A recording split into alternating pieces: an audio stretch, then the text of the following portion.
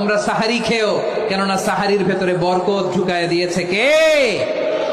একটা খেজুর, এক গ্লাস পানি খেলো সারা দিন আপনাকে তরতাজা রাখে কে? তো সাহারির জন্য যেহেতু উঠতেই হয়, সাহারি খাওয়ার আগে বা পরে 2 রাকাত 4 রাকাত তাহাজ্জুদ পড়া যাবে না? রব্বুল আলামিন বলেন, ওয়ামিনাল লাইলি ফাতাহাজ্জাদ বিহি নাফিলাতান লাকা আসা আইয়াবআসাকা রাব্বুকা মাকামান মাহমুদা। ও নবী, রাতের কিছু অংশ সময় তাহাজ্জুদের সালাত আপনি আদায় করবেন, কারণ এই তাহাজ্জুদ হলো আপনার জন্য নাফিলাতাল লাক, অতিরিক্ত ফরজ। আপনাকে মাকামে মাহমুদে অধিষ্ঠিত করবে কে?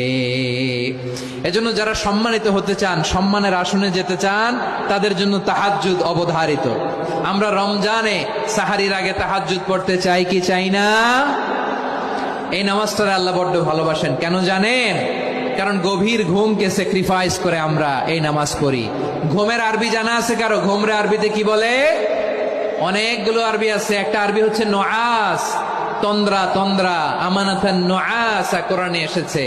আরেকটা আছে ঝিমুনি, ঝিমুনি, এইভাবে ঝিমুনি আসে ঘুমের আগে, এটারে বলে সিনা। এটারে কি বলে? সিনা। স্বাভাবিক ঘুমকে আরবিতে বলে নাউম। স্বাভাবিক